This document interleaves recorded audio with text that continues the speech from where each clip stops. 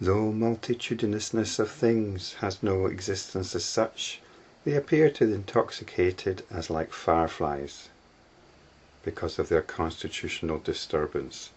Likewise is the world essentially. Multitudinous of things.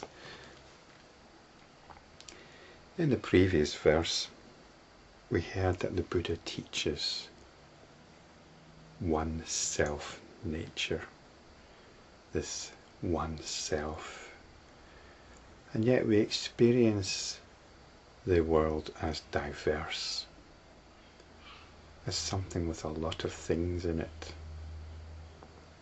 and it's described as appearing like fireflies. And what's the thing about fireflies is, well, there's a lot of them. They're bright, they catch the eye, and they move around. Movement and brightness entrances. It might seem like another era, but when I grew up, the main source of heating was a coal fire. And there were times we didn't have a television, or if we did have it, it was off because there wasn't so much on the television in these days. So you sit around the fire, and the fire captures your attention. It's bright, it's moving, there's something within it that gives the possibility for the mind to make patterns. Our mind wants to make patterns, to create thought constructs. This is the nature of the discriminating mind. And of course, the television replaced the fire. The television has got movement on it, and it's bright. And the patterns are already made for us, so we can create other patterns in terms of stories and thoughts about the patterns that are being projected. So that keeps us entranced, enchanted, intoxicated. We forget ourselves in it. This is what intoxication is about. It's that poison by which we forget ourselves, forget our svabhava.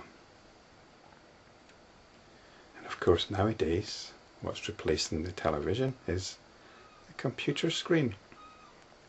Not only do we have this bright thing with lots of things on it, with lots of patterns, constructions presented to us, it allows us to interact with it, to enter into our thought constructs more convincingly. Cyber samsara, I called it. Samsara being this world, which is nothing more than a bunch of fireflies moving around. But deep down we have this intuition of fundamental essence. The scientists assume this.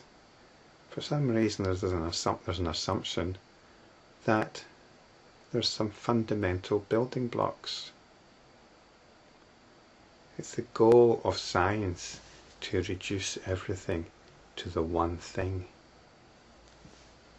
It used to be atoms, and then it was quarks. I'm not quite sure what it is now. Maybe it's strings, superstrings. But the idea is that these uniform pieces, all of the multitudinousness is based on. But that reality that it's based on is the reality of awareness. Awareness is the fundamental atom. And we get a sense of this in what was discussed in the previous video as svabhava, self-nature, but self with a capital S. Our sense of being, which these bright moving things dissipate.